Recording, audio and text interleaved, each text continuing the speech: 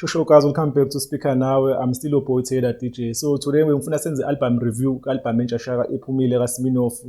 Ibizwa ukuthi ngabe ngiloyiwe. So i-album inengoma eziwu-15 and kuSminoff usually uvamise uba nengoma hit song mhlawumbe ezibu-2. Akayena lo muntu mhlawumbe oba like hit album angaze ngizwe from mina like nami ngikhulumela iside lami so abantu bengangijudge but ngithe mangilalela le ngizwa ngathi inengoma eziningi nje ezinohlonze but angikho iphutha ngiboni le ngoma leno zinquma la kade uyona hit song kade ikhiphe ezisingile kusaqala unyaka. I'm not sure ukuthi mhlawumbe ikhona kwenye project ayiphume before because mina ngiqala ukuzwa maybe around April or May so ayikho ke la but iziningi ingoma engizwile khona nje ingoma nje enesiqe ethanda uba ne-message strong kakhulu ekhuluma ngoShembe. Lo ngoma I think abantu abaningi bazorelate kuyona especially abasonta kaShembe. Lo ngoma lano powerful inamandla enye ingoma engiyithandile album.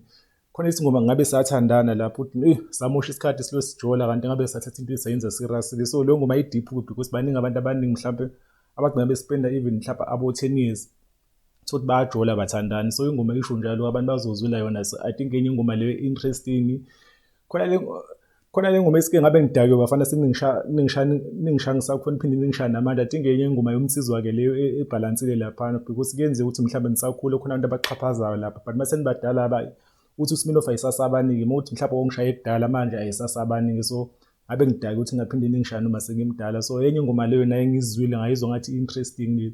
Ingoma eningi isibalansile isound yakhona like isiqi like I think abantu abasha u-bass guitar laphana bayazi into abayenzayo so nje iyona into engiyinotisile laphana. Ziningi ezinye ingoma ngeke ngizokwazi uku-remember on the spot because album nami ngisayilalele kanye but ngiyithandile nje ngisayizwa just ethi bengilindile leya ngoma leyana.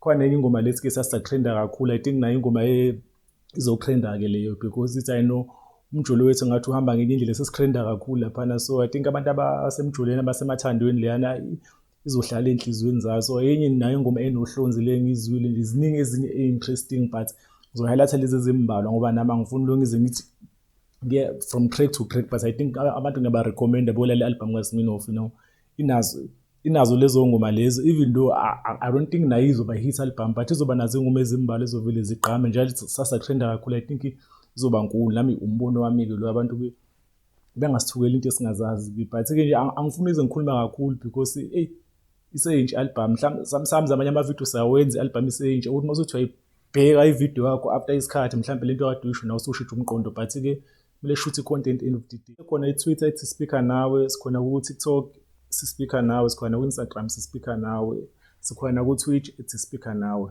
Away, we're out.